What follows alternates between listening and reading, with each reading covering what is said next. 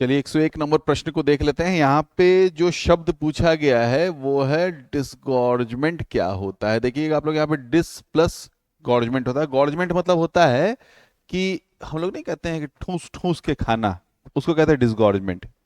तो डिसगॉर्जमेंट में क्या उसको कहते हैं गॉर्जमेंट। और डिसगॉर्जमेंट क्या होगा कि जिसने खाया इलीगल तरीके से उससे इलीगल कमाई तसीली जाए, और जिन लोगों से खाया उनको वापस लौटाया जाए। तो ऐसा ऑप्शन जो हमको है वो मिल रहा है सी में, यानी repayment of illegal income to those who were affected by the action. तो यही इसका सही उत्तर हो जाएगा। चलिए बढ़ते हैं दूसरे नंबर प्रश्न पर।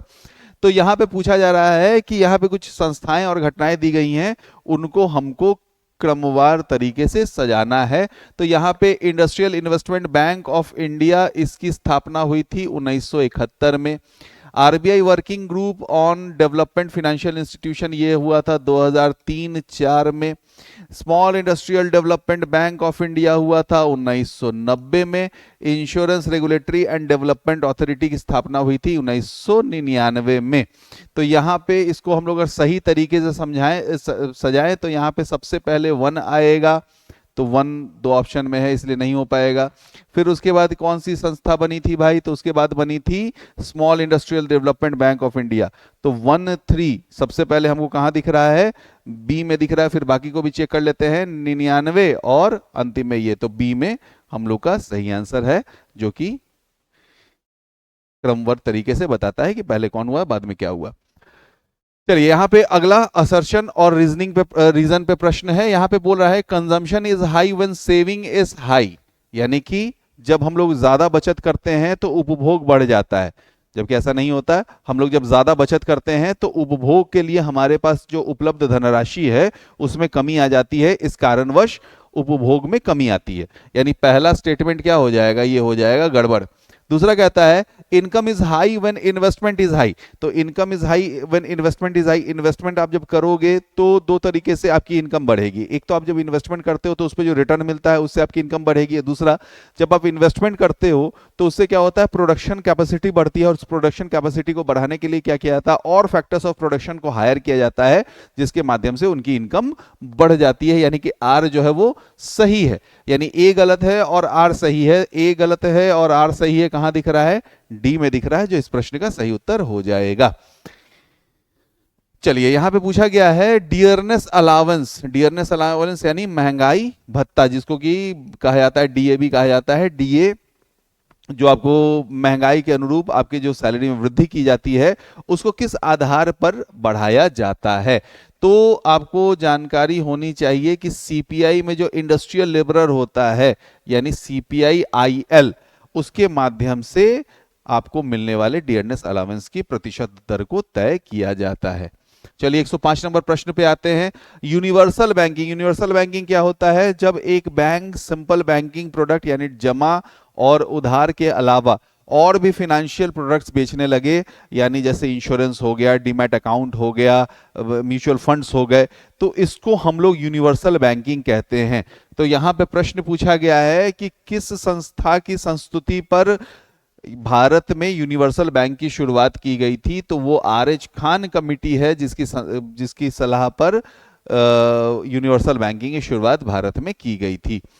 106 नंबर प्रश्न, यहां पे कुछ चीजें दी गई हैं, कुछ वाक्य दिए गए हैं और पूछा गया है कि बैसल नॉर्म्स में किन चीजों के आधार पर CRAR को तय किया जाता है, या बैसल नॉर्म्स के पिलर्स कौन से हैं। तो मिनिमम कैपिटल स्टैंडर्ड यानी कि CRAR हो गया। फिर सुपरवाइजरी रिव्यू हो गया, जो कि आरबीआई द्वारा किया जाएगा या किसी देश के केंद्रीय बैंक द्वारा हो जाएगा। मार्केट डिसिप्लिन यानी कि जो आरबीआई कुछ गाइडलाइंस जारी करता है तो उसको फॉलो करना बैंकों के लिए कर्तव्य हो जाएगा। तो ये तीनों जो है इनको कहा जाता है 3 पिलर्स ऑफ बैसल नॉर्म्स। जो कंसोलिडेशन ऑफ एसेट है ये बैसल नॉर्म के तहत नहीं आता। तो इसमें पूछ रहा है कि is not a pillar of बैसल नॉर्म। नॉट कौन सा वाला है, तो तीसरा वाला, सॉरी चौथा वाला नहीं है, तीसरा वाला तो है, चौथा वाला नहीं है, इसलिए डी ऑप्शन इसका सही आंसर हो जाएगा। चलिए नैरो बैंकिंग, नैरो बैंकिंग क्या होता है भाई? जब किसी बैंक की एनपीए बहुत ज्यादा बढ़ जाती है तो बैंकों को कहा जाता है कि आप अब नॉर्मल लोगों को लोन नहीं दोगे क्योंकि आपका पैसा मार्केट में जाके बार बार फंस जा रहा है। तब आप क्या करोगे? सिर्फ सेफ सिक्योरिटीज में पैसे लगाओगे। यानी कि अब जो बैंकिंग का कार्य लेंडिंग एंड इन्वेस्टमेंट दोनों होता है, वहां पे लेंडिंग के कार्य से बैंक को रोक दिया जाता है, सिर्फ वो इन्वेस्टमेंट करते हैं, वो भी कहां? सेफ सिक्योरिटीज में। तो ऐसे बैंकिंग को हम लोग कहते हैं नैरो बैंकिंग, जो तारापुर कमेटी के रिकमेंडेशन में भारत में शुरू की गई थी। तो यहां पे कहां है ऐसा ऑप्शन? ऐसा ऑप्शन हमको दिख रहा है डी में। चलिए 108 नंबर प्रश्न, मर्चेंट डिस्काउंट रेट जो हम लोग न्यूज में सुनते हैं, ये क्या होता है? तो जब आप उपयोग करते हो मास्टर कार्ड, वीजा या रुपए, तो मास्टर कार्ड, वीजा या रुपए या किसी भी नेटवर्क में आप जब अपने कार्ड द्वारा पेमेंट करते हो तो इस सुविधा के लिए दुकानदार आपके माध्यम से कुछ पैसे लेता है इन कंपनियों को पे करने के लिए। उसी रेट को हम लोग मर्चेंट डिस्काउंट रेट कहते हैं। कहां है? सी में है। अब कुछ दिन पहले आप लोगों ने मर्चेंट डिस्काउंट रेट के बारे में सुना होगा कि कुछ साल पहले भारत सरकार ने लोगों को समझाया कि भाई आप जब मास्टर कार्ड या वीजा लेते हो तो ये जो मर्चेंट डिस्काउंट रेट के रूप में पैसे कमाई होती है, ये पैसे मास्टर कार्ड और visa since US based companies है तो भारत से निकलता है, यूएस चला जाता है। उससे बेहतर ये है कि आप रुपे कार्ड का इस्तेमाल करो ताकि जो भारत के पैसे हैं भारत में ही रह जाए। तो मास्टर कार्ड और वीजा ने जाके यूएस की सरकार के सामने गुहार लगाई थी कि भारत सरकार जो है लोगों को नेशनलिज्म के नाम पे रुपे कार्ड ज्यादा ये कर रही है, प्रमोट कर रही है, और हमको कोई नए कार्ड बेचने में बड़ी परेशानी हो रही है। तो सरकार ने कहा कि भाई तुम्हें जो मन है तुम बोल लो, तुम बेच लो, ठीक है। तो कुछ साल पहले इसीलिए मर्चेंट डिस्काउंट रेट चर्चाओं में था।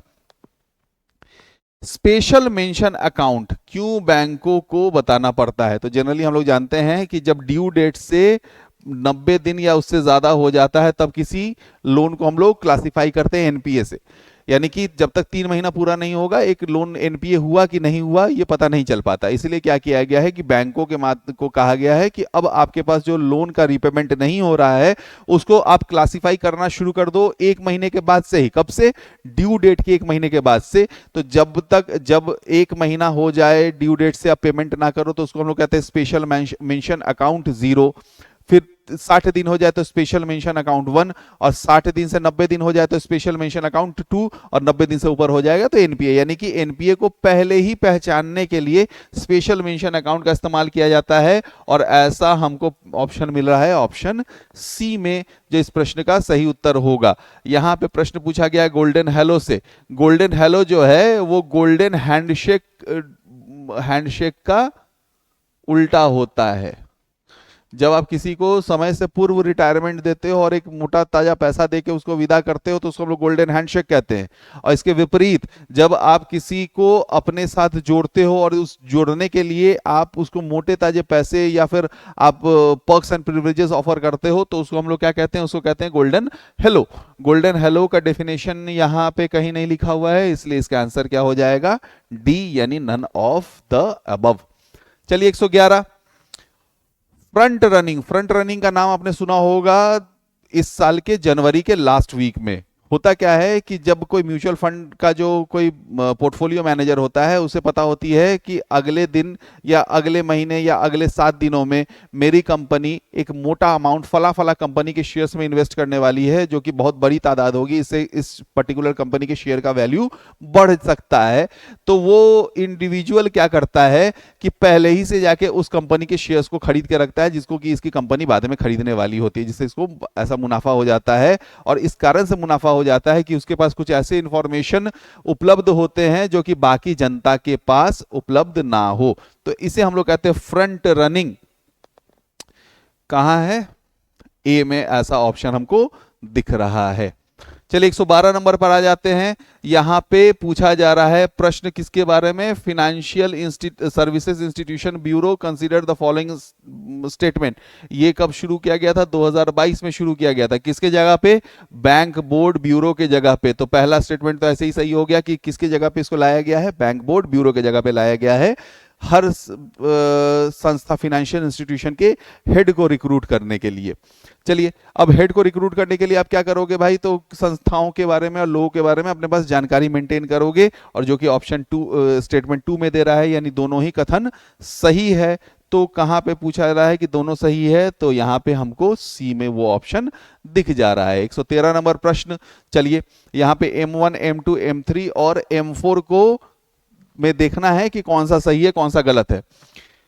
तो चलिए, M1 में क्या कहता है, तो M1 में हम लोग को पता है, M1 में होता है currency with public plus demand deposit of public with banks, तो M1 क्या हो गया हम लोग का सही हो गया। M2 में होता है M1 plus post office saving deposit, तो यहां पे क्या वैसा लिखा हुआ है, नहीं लिखा हुआ है, यानी M2 गलत लिखा हुआ है। M3 के बारे में हमको पता है कि M3 होता है M1 plus time deposit of public with banks, तो क्या वहां पे लिखा हुआ है, ऐसा नहीं लिखा हुआ है, तो ये भी गलत हो गया।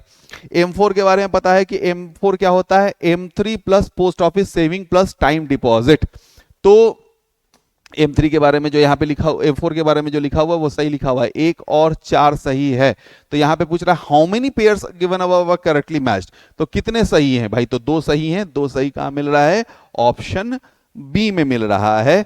इसी के साथ हम लोग आ चुके हैं 114 नंबर प्रश्न पे। यहां पे क्या पूछ रहा है, monetary financing of budget deficit. Monetary financing of budget deficit क्या होता है कि जब किसी देश के केंद्रीय बैंक द्वारा सरकार के डेफिसिट को फुलफिल करने के लिए नए नोट को छापकर मार्केट में छोड़ा जाए, उसको हम लोग कहते हैं monetary financing of budgetary deficit. तो यहां पे क्या बोल रहा है कि इट में reduce the real value of holding of money by the public, यानी कि जनता के पास जो पैसे हैं उसकी वैल्यू में गिरावट आएगी। जाहिर सी बात है, मार्केट में अगर नए पैसे आ रहे हैं तो नए पैसे आ रहे हैं यानी पैसे की मात्रा बढ़ रही है, और जिस चीज की भी मात्रा बाजार में बढ़ती है उसकी वैल्यू में गिरावट आती है, यानी कि पहला स्टेटमेंट जो है वो बिल्कुल सही है। दूसरा कहता है it necessarily leads to slow economic growth and unemployment, क्या इस कारक से बाजार में बेरोजगारी की मात्रा बढ़ेगी, क्या इकोनॉमिक ग्रोथ स्लो डाउन होगा, तो यह कथन बिल्कुल गलत है। गलत होने का कारण आपको बता देते हैं कि जब बाजार में पैसे की मात्रा बढ़ेगी तो डिमांड बढ़ेगा, डिमांड बढ़ेगा तो प्रोडक्शन बढ़ेगा, यानी जीडीपी बढ़ेगी, यानी कि इकोनॉमिक ग्रोथ रुकेगा नहीं, बढ़ेगा। दूसरी चीज क्या है, जब प्रोडक्शन बढ़ेगी तो आप लोगों को नौकरी से भगाओगे नहीं, उल्टा और लोगों को नौकरी में लगाओगे ताकि प्रोडक्शन प्रोसेस को आप बढ़ा सको, यानी कि अनएम्प्लॉयमेंट नहीं आएगा, उल्टा अनएम्प्लॉयमेंट दूर होगा। चलिए, तीसरा कहता है it benefits the creditor at the expense of debtor, यानी कि जो उधार देने वाले हैं उनको लाभ होगा, उधार लेने वालों को नुकसान होगा। जबकि आपको पता है कि इन्फ्लेशन में कहानी उल्टी होती है, उधार देने वाले को नुकसान होता है, उधार लेने वाले को फायदा होता है, यानी कि तीसरा कथन गलत है। तो यहां पे पूछ रहा है how many of the above statements are correct, कितने कथन सही हैं, तो सिर्फ पहला वाला सही है, यानी कि 1 सही है, यानी कि ऑप्शन ए इस प्रश्न का सही उत्तर होगा। चलिए, 115 नंबर प्रश्न पे आ जाते हैं। यहां पे प्रश्न पूछा जा रहा है मार्जिनल स्टैंडिंग फैसिलिटी के द्वारा आप लोगों को जानकारी होगी कि मई 2011 में कॉल मनी के सब्स्टिट्यूट के रूप में आरबीआई ने इसे लाया था, ताकि बैंकों को अगर 24 घंटे से कम के वक्त के लिए ऋण चाहिए तो आरबीआई के पास एक विंडो ऐसा हो कि बैंकों को ऐसा ऋण दिया जा सके। तो यहां पे पहला स्टेटमेंट क्या कह रहा है, MSF is the rate at which RBI lends overnight funds to the banks against government securities. Overnight क्या होता है, 24 घंटे से कम के ड्यूरेशन को ओवरनाइट कहा जाता है, यानी पहला स्टेटमेंट सही है। दूसरा कहता है MSF is higher than the standing deposit facility rate of RBI. अब सोच के देखिए, स्टैंडिंग डिपॉजिट फैसिलिटी जो होती है वो रेपो रेट से 0.25% कम होती है, और जो एमएसएफ होता है वो रेपो रेट से 0.25% ज्यादा होता है। तो यहां पे भी तो वही बात कही गई है कि एमएसएफ जो होता है वो स्टैंडिंग डिपॉजिट फैसिलिटी से ज्यादा होता है, यानी दूसरी कथन भी सही है। तो यहां पे पूछा जा रहा है कितने कथन सही हैं, यानी दोनों सही हैं, तो ऑप्शन सी। अच्छा सॉरी, यहां पे पूछा बोला जा रहा है overnight funds to all banks, all banks कहा गया है। ऑल बैंक्स यानी एमएसएफ के माध्यम से क्या आरबीआई सारे बैंकों को ऋण देती है? सारे बैंकों को ऋण नहीं मिलता है, सिर्फ शेड्यूल्ड कमर्शियल बैंक्स को लोन मिलता है, यानी कि पहला स्टेटमेंट हम लोग का हो गया गलत, क्योंकि यहां पे लगा दिया गया है ऑल। यहां पे अगर कर दिया जाता शेड्यूल कमर्शियल बैंक तब होता, यानी कि सिर्फ हम लोग का जो कथन है वो दूसरा वाला सही है, यानी कि ऑप्शन इसका बी होगा आंसर। चलिए 116 नंबर, ट्रेजरी बिल के बारे में कुछ कथन दिए गए हैं, उसको हम लोग को देखना है सही है या गलत है। It is an instrument of short term borrowings bye the government of India maturing in less than 1 year. तो शॉर्ट टर्म के बारे में हम लोग जानते हैं कि फाइनेंशियल मार्केट में 1 साल से कम के ड्यूरेशन को शॉर्ट टर्म कहा जाता है। तो यहाँ पे जो बोला गया है कि इसमें जो लोन दिया जाता है ट्रेजरी बिल के माध्यम से वो शॉर्ट टर्म का होता है। तो आपको जानकारी होगी कि ट्रेजरी बिल 3 प्रकार के होते हैं, 91 डेज के होते हैं, 182 डेज के होते हैं, यानी और तीसरा जो होता है 364 डेज का होता है, यानी कि पहला कथन बिल्कुल सही है। दूसरा कह रहा है treasury bills pays fixed interest. ऐसा नहीं होता, ट्रेजरी बिल को जो होता है फेस वैल्यू से डिस्काउंट पर बेचा जाता है और टाइम ड्यूरेशन पूरा होने पे फेस वैल्यू रिटर्न किया जाता है, इंटरेस्ट नहीं दिया जाता। इंटरेस्ट जब भी दिया जाता है that is above face value, तो यानी दूसरा कथन गलत है। Cash management bill is issued for maturity of less than 91 days. तो अगर 90 दिनों से कम के लिए सरकार को लोन चाहिए होती है तो उसके लिए जो ट्रेजरी बिल इशू किया जाता है उसको हम लोग कहते हैं कैश मैनेजमेंट बिल। तो जो यहां पे कथन दिया गया है बिल्कुल सही है, यानी पहला और तीसरा सही है। तो यहां पे पूछ रहा है कि which of the above statements are correct, कौन सा सही है? पहला और तीसरा सही है। पहला और तीसरा हमको कहां दिख रहा है? ऑप्शन सी में दिख रहा है। 117 नंबर प्रश्न पे आ जाते हैं। यहां पे ग्रीन वॉशिंग के बारे में कुछ कहा गया। ग्रीन वॉशिंग मतलब क्या होता है कि लोग या संस्था अपने आप को ज्यादा धारणीय दिखाने लगती है, यानी दिखाती है कि भाई मेरे कारण पर्यावरण को कोई नुकसान हो नहीं रहा है, और इसके लिए खूब सारा विज्ञापन करती है, जबकि असलियत में ऐसा नहीं होता, उनकी धारणीयता नहीं होती है। तो ऐसा कहां ऑप्शन दिख रहा है? ऑप्शन बी में वैसा कथन दिख रहा है, जो कि इस प्रश्न का सही उत्तर होगा। चलिए 118 नंबर प्रश्न पे आ जाते हैं। एंजल इन्वेस्टर के बारे में पूछा जा रहा है। एंजल इन्वेस्टर क्या होता है? तो पुराने जमाने में एंजल इन्वेस्टर होते थे हमारे घर के बड़े बुजुर्ग, जो हमको पैसे दे देते थे अपने टर्म एंड कंडीशन के हिसाब से। बैंक के पास हम लोग को जाना नहीं पड़ता है। आजकल आप शार्क टैंक वगैरह देखते होंगे, तो शार्क टैंक में जो लोग इन्वेस्ट करने के लिए बैठे रहते हैं ना, जो पूंजीपति लोग होते हैं कि जो जिनको कुछ नया आइडिया, जो स्टार्टअप्स समझ में आता है, उसमें वो पैसे लगा देते हैं। ऐसे लोगों को हम लोग एंजल इन्वेस्टर कहते हैं। तो मेनली ये लोग किस पे पैसा लगाते हैं? स्टार्टअप्स पे लगाते हैं, जो कि हमको ऑप्शन ए में ही दिख जा रहा है, जो इस प्रश्न का सही उत्तर होगा। चलिए 119 नंबर प्रश्न पे आ जाते हैं। यहां पे T+1 सेटलमेंट के बारे में पूछा जा रहा है। T+1 सेटलमेंट मतलब क्या होता है कि अगर आपने शेयर खरीदा तो शेयर खरीदने के 24 घंटे के अंदर आपको शेयर प्राप्त हो जाएगी, और अगर आपने शेयर बेचा तो 24 घंटे के अंदर आपको भुगतान प्राप्त हो जाएगा। इसको हम लोग कहते हैं T+1 सेटलमेंट। तो यहां पे T+1 सेटलमेंट के बारे में क्या कह रहा है? पहला, T+1 settlement cycle means investor buying stocks will get the delivery of the shares 1 week after the transaction is executed. यहां पे 1 वीक बोल रहा है, यानी कि 1 हफ्ते बाद होगा, यानी कि पहला कथन क्या हो गया? गड़बड़ हो गया। दूसरा, the liquidity in the market decreases यानी घट जाएगी। आप लिक्विडिटी मतलब क्या होता है? किसी परिसंपत्ति का पैसे में परिवर्तन होने की क्षमता को हम लोग लिक्विडिटी कहते हैं। भाई किसी चीज को हम बेच रहे हैं और 1 हफ्ते बाद पैसा मिलेगा, और किसी चीज को हम बेच रहे हैं तुरंत पैसा मिलेगा। तुरंत पैसा मिलेगा तो यानी लिक्विडिटी उसकी क्या है? ज्यादा है, यानी लिक्विडिटी घटी नहीं है, लिक्विडिटी बढ़ी है, यानी कि दूसरा स्टेटमेंट भी गलत है। तो बोल रहा है कि which of the statement given above is not correct. Not correct यानी सही है, सॉरी नॉट करेक्ट, तो गलत है। तो कितने कथन गलत हैं भाई? तो दोनों ही कथन गलत हैं। तो यानी कि ऑप्शन क्या हो जाएगा? C, both 1 and 2। चलिए, with reference to inflation in India which of the following statement is correct. Inflation के बारे में हम लोग को यहाँ पे कुछ बताना है। यहाँ पे कह रहा है controlling the inflation in India is responsibility of RBI only. क्या सिर्फ आरबीआई ही इन्फ्लेशन कम करेगा? भारत सरकार कोई रिस्पॉन्सिबिलिटी नहीं है, यानी ये कथन क्या हो गया? गड़बड़ हो गया। दूसरा कह रहा है controlling the inflation in India is not the responsibility of government of India, यानी कि इन्फ्लेशन कम करना भारत सरकार का कोई इसके प्रति दायित्व नहीं है। आपको पता होगा कुछ दिन पहले प्याज और टमाटर के भाव खूब सारे बढ़ गए थे, तो सरकार इसको कम करने के लिए क्या कर रही थी? आपको प्याज और टमाटर जो है वो पीडीएच के माध्यम से आपको दिलवा रही थी। यानी कि कुल मिला के अगर डिमांड साइड का इन्फ्लेशन रहेगा वो कम करना आरबीआई की जिम्मेदारी होती है, और सप्लाई साइड इन्फ्लेशन अगर रहेगा तो उसको कंट्रोल करना सरकार की जिम्मेदारी है। यानी कि दूसरा कथन भी हो गया हम लोग का गड़बड़। तीसरा कहता है decreased money circulation helps in controlling the inflation, यानी बाजार में पैसे की मात्रा को घटा दो तो इन्फ्लेशन कम होगा। जाहिर सी बात है, पैसे की मात्रा कम रहेगी तो डिमांड कम करोगे, डिमांड कम करोगे तो प्राइसेस कम हो जाएगी। यानी कि सी ऑप्शन जो है वो सही आंसर हो जाएगा, डी पे जाने की भी जरूरत नहीं है। 121 एमपीसी के बारे में कुछ बोला गया है, यानी मॉनेटरी पॉलिसी कमिटी के बारे में कहा गया है। It determines the policy interest rate required to achieve inflation target 2 से 6% के बीच में, यानी ज्यादा अगर हम लोग कहें अच्छा उपयुक्त जो रेट ऑफ इन्फ्लेशन है वो 4% मेंटेन करना इसी का काम है। बिल्कुल सही। All members of the MPC have single non transferable casting vote, क्या सारे सदस्य यानी 6 के जो 6 सदस्य होते हैं क्या उनके पास एक ही वोट होता है? तो ये कथन भी गलत है, क्योंकि टाई होने की स्थिति में आरबीआई का गवर्नर जो एमपीसी का चेयरमैन भी होता है उसके पास एक एडिशनल वोट होता है, यानी दूसरा कथन गलत है। तो पूछ रहा है कि which of the statement above are correct is are correct, तो सिर्फ पहला वाला सही है, यानी कि ऑप्शन ए इसका सही उत्तर हो जाएगा। 122 में आ जाते हैं, which of the following may not be an effect of accommodative stance of RBI। accommodative stance को जिसको हम लोग dovish stance भी कहते हैं, जहां पे कि आरबीआई जानबूझ के बाजार में पैसे की मात्रा को बढ़ाती है। तो बोल रहा है कि बूस्ट इन इकोनॉमिक ग्रोथ, पैसे की मात्रा बढ़ेगी तो इकोनॉमिक ग्रोथ होगा, अभी थोड़ी देर पहले हम लोग डिस्कस किया था। अगला कह रहा है लोअरिंग ऑफ इन्फ्लेशन, पैसे की मात्रा बढ़ेगी तो डिमांड बढ़ेगा, डिमांड बढ़ेगा तो इन्फ्लेशन बढ़ेगा, उल्टा घटेगा नहीं, यानी कि ऑप्शन बी इसका सही उत्तर होगा।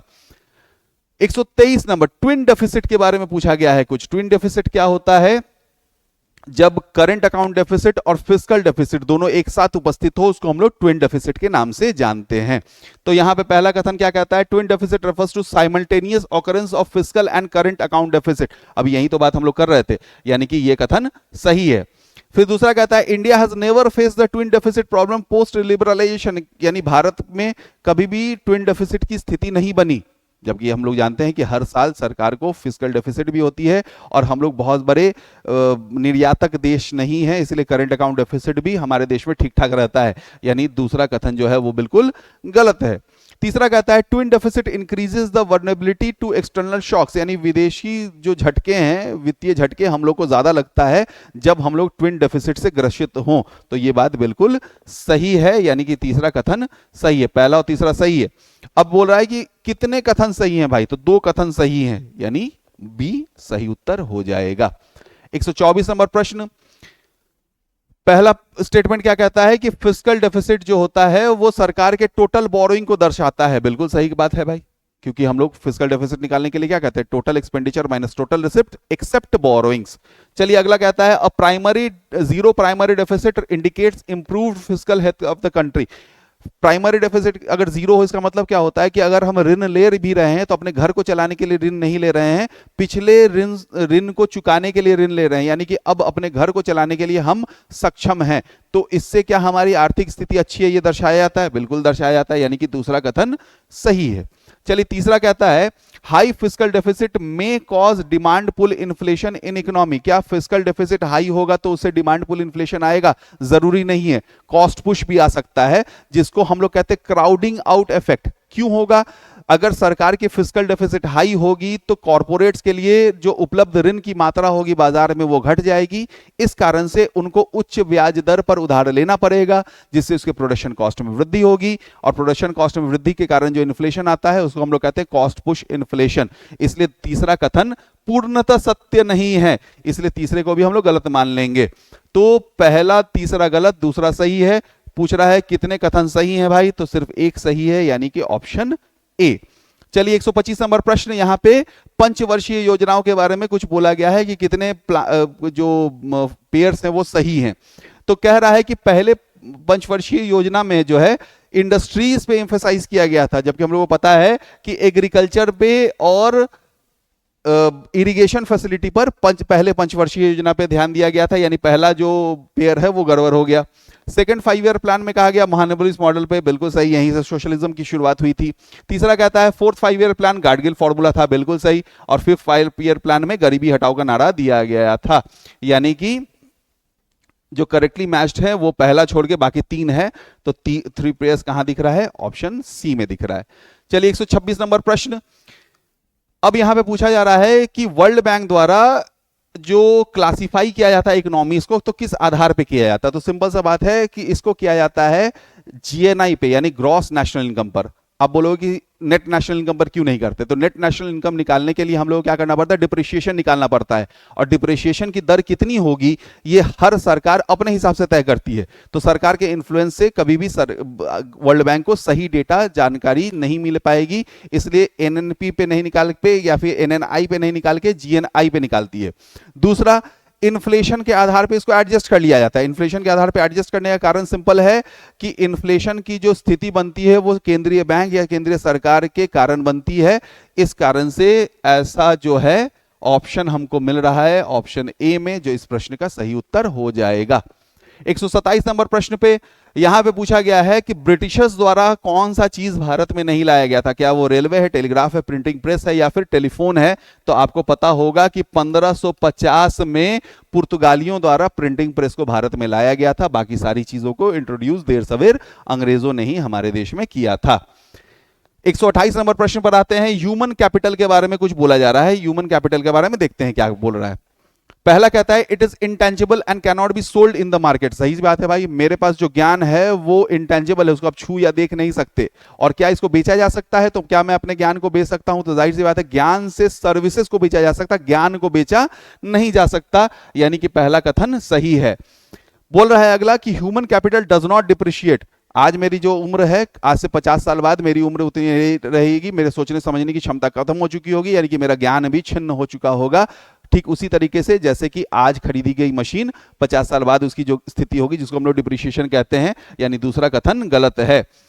तीसरा कहता है it consist of knowledge health that people accumulate through lives. यानी कि ये ज्ञान से और स्वास्थ्य से संबंधित है जो जीवन भर में लोग अर्जित करते हैं। यानी तीसरा कथन सही हो गया। अब इसमें पूछ रहा है कितने, कौन सा कथन सही है? तो 1 और 3 सही है। 1 और 3 हमको कहां दिख रहा है? सी में दिख रहा है। चलिए 129 नंबर प्रश्न पर आ जाते हैं। एब्सोल्यूट पॉवर्टी यानी कि निरपेक्ष गरीबी। निरपेक्ष गरीबी कब होता है? तो अब हम लोग जानते हैं कि हम लोग यहां पे व्यक्ति के नहीं, 5 सदस्यों के परिवार की आय अगर एक्सपेंडिचर एक सर्टेन अमाउंट से कम हो तो उसको हम लोग एब्सोल्यूट पॉवर्टी कहते हैं। तो यहां पे कहां है? वैसा ऑप्शन डी में है, तो ये इसका सही उत्तर हो जाएगा। चलिए with reference to Indian economy consider the following statement. नीर रीड के बारे में कुछ दिया गया। नीर यानी नॉमिनल इफेक्टिव एक्सचेंज रेट, और जब इसमें से इन्फ्लेशन के दर को घटा देते हैं तो हमको मिलता है रियल इफेक्टिव एक्सचेंज रेट। तो कह रहा है an increase in REER indicates depreciation of local currencies against the weightage basket of the currencies of its trading partner. तो क्या नीर का बढ़ने का मतलब क्या हुआ कि भारत के करेंसी का वैल्यू घट गया? नहीं। नीर भी क्या है? एक तरह का एक्सचेंज रेट है। तो नीर के बढ़ने का मतलब क्या हुआ कि भारत की जो करेंसी है वो विदेशी मुद्राओं की तुलना में, मुद्रा नहीं, मुद्राओं की तुलना में अब महंगी हो गई है। यानी कि पहला कथन क्या हो गया?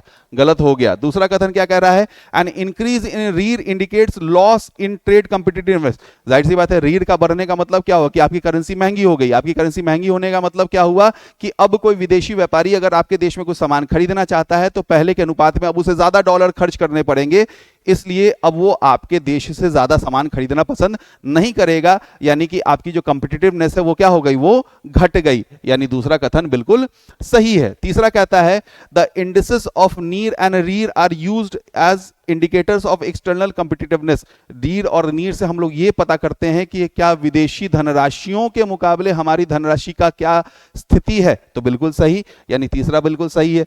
यानी पहला गलत है, दूसरा तीसरा सही है। अब बोल रहा है कि कितने कथन सही हैं भाई? तो 2 कथन सही हैं, तो वैसा ऑप्शन हमको मिला ऑप्शन बी में। 131 नंबर प्रश्न, यहां पे ओएनडीसी यानी कि ओपन नेटवर्क डिजिटल कॉमर्स के बारे में पूछा जा रहा है। जैसे हम लोग क्या करते थे, जनरली कुछ वस्तुएं होती सिर्फ मिलता था अमेजोन पे मिलता था, कुछ चीजें सिर्फ फ्लिपकार्ट पे मिलती थी। अगर हमको फिर खाना ऑर्डर करना है तो हमको सिर्फ जाना पड़ेगा जोमेटो व स्विगी पे। ओएनडीसी क्या है? जो एक ओपन प्लेटफॉर्म है जिसमें कि कोई भी जो सेलर है वो अपने वस्तुओं को बेच सकता है, सेवा और वस्तु दोनों को बेच सकता है। तो यहां पे कह रहा है ONDC will have an open protocol for all buyers and sellers. क्या सारे बायर्स और सेलर्स इसमें आ सकते हैं? बिल्कुल आ सकते हैं। अगला कहता है democratisation of the digital commerce space will increase channel cost for all players involve in digital commerce market.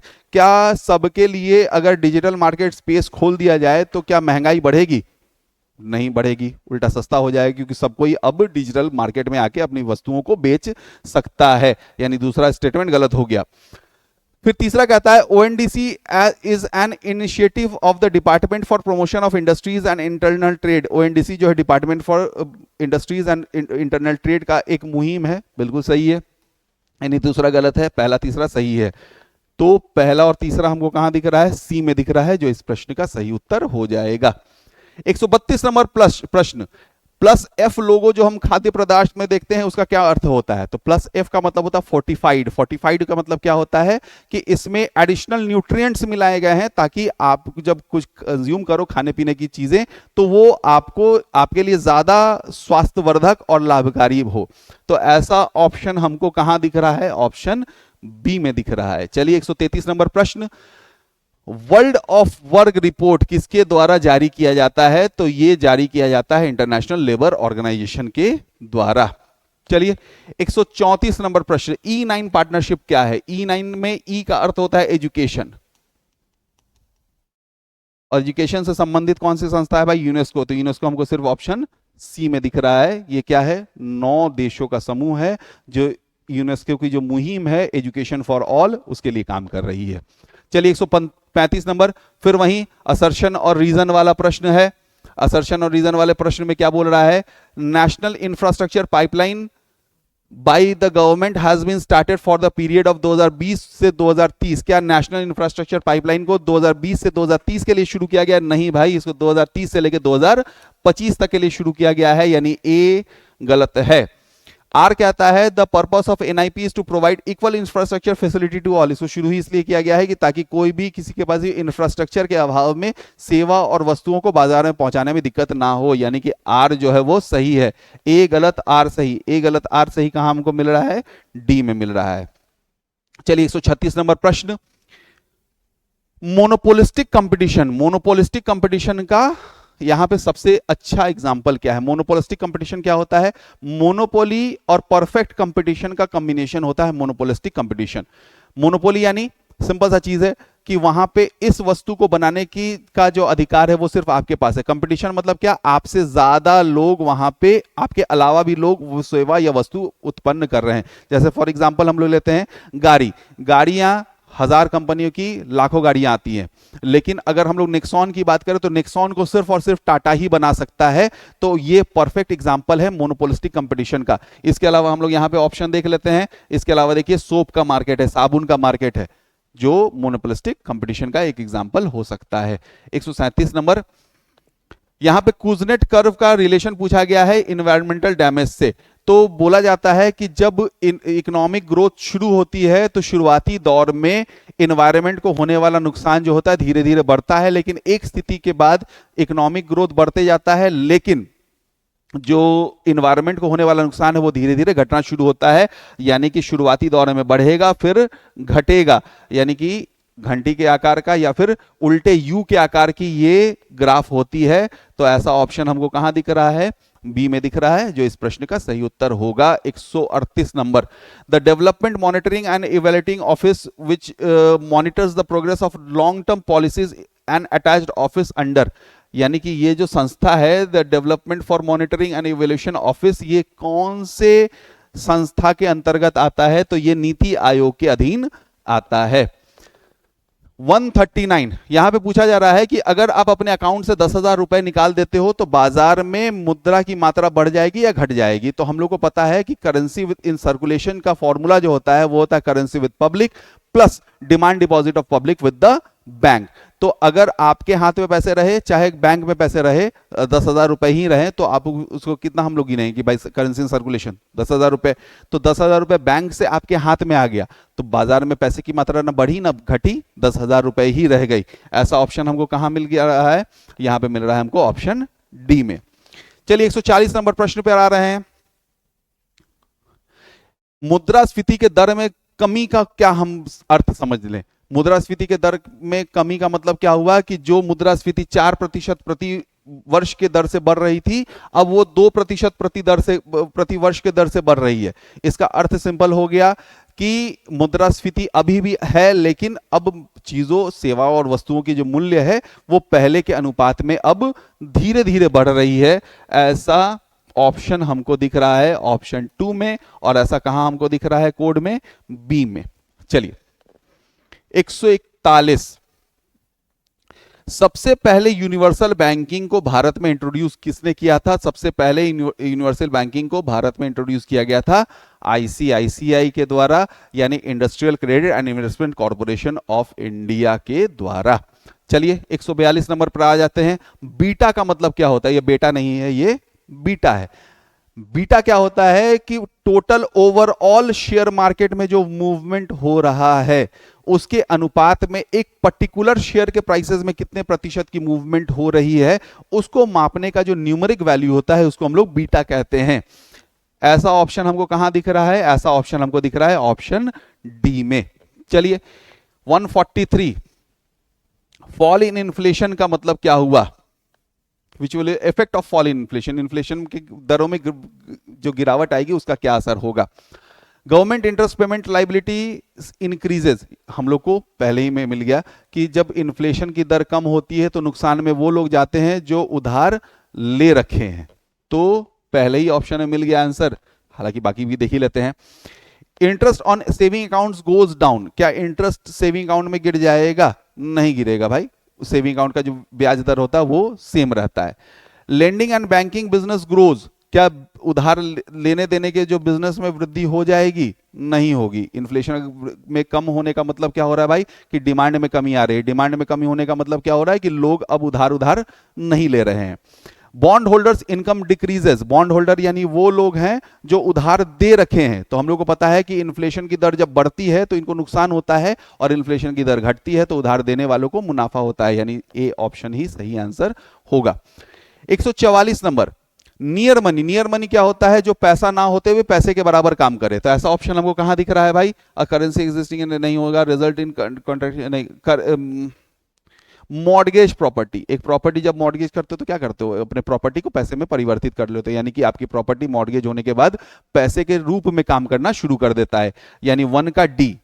तो 1 का डी हमको कहां दिख रहा है? दो जगह दिख रहा है। चलो बाकी देखते हैं। डियर मनी, डियर मनी क्या होता है? ज्यादा ब्याज दर पर लिए गए उधार को हम लोग डियर मनी कहते हैं, तो 2 का ऐसा ऑप्शन हमको दिख रहा है बी में। जब contractionary monetary policy central bank अपनाती है तो डियर मनी की स्थिति उत्पन्न होती है, यानी बी का 2, बी का 2 कहां दिख रहा है भाई?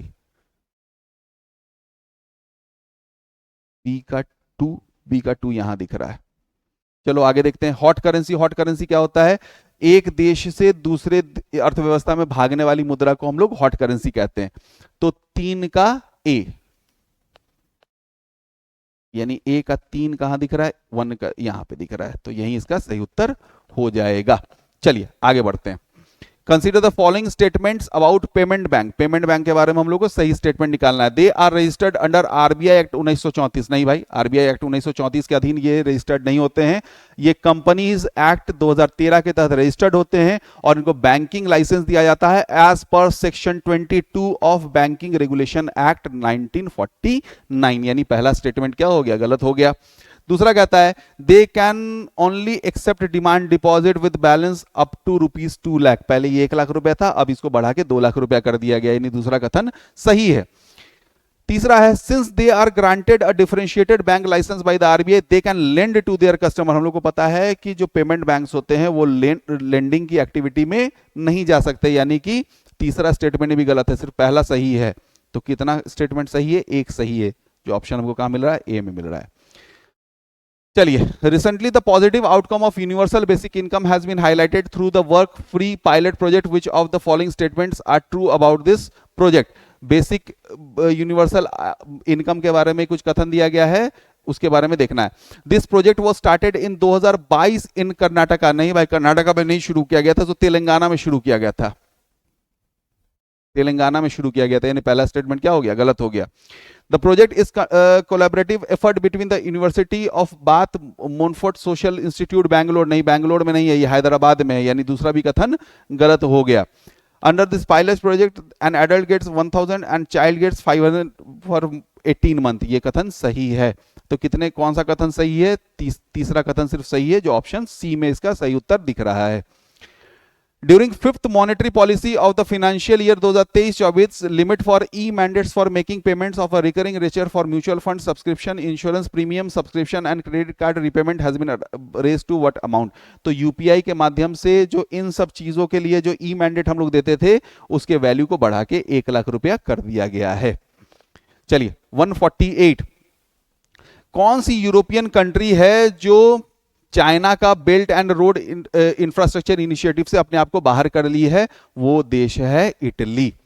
चलिए 149 में यहां पे climate, ministry of environment and climate change के तरफ से Indian forest and would certification शुरू किया गया है। इसमें से कौन सा सर्टिफिकेशन है जो मिलता है? फॉरेस्ट मैनेजमेंट सर्टिफिकेशन मिलता है, tree outside forest management certification ये भी मिलता है, चेन ऑफ कस्टडी सर्टिफिकेशन ये भी मिलता है। यानी 1 2 3 तीनों मिलता है। 1 2 3 कहां है? डी में मिलता है। लास्ट प्रश्न पर हम लोग आ चुके हैं। यहां पे बोला जा रहा है world wide cost of living report 2023 का कहना है कि सिंगापुर और ज्यूरिक जो है उसमें उसको फर्स्ट रैंक मिला है। ये रिपोर्ट किसके द्वारा जारी की जाती है? तो ये जारी की जाती है इकोनॉमिस्ट इंटेलिजेंस यूनिट के द्वारा, जो ऑप्शन बी में दिख रहा है। ये थे वो 150 प्रश्न जो सेक्शनल टेस्ट 5 में आपसे पूछे गए थे। और ये टेस्ट अगर आपको चाहिए तो आप हमसे हमारे टेलीग्राम चैनल पर जुड़ सकते हैं, जहां पे कि आपको क्वेश्चन और आंसर की दोनों का पीडीएफ मिल जाएगा। इसके अलावा आप हमारे यूट्यूब चैनल को सब्सक्राइब कर सकते हैं, जहां पे कि ऐसे ज्ञानवर्धक वीडियोस आपको हमेशा मिलते रहेंगे। और मिलते हैं अगले टेस्ट के डिस्कशन के साथ। चलिए, आप सभी को धन्यवाद।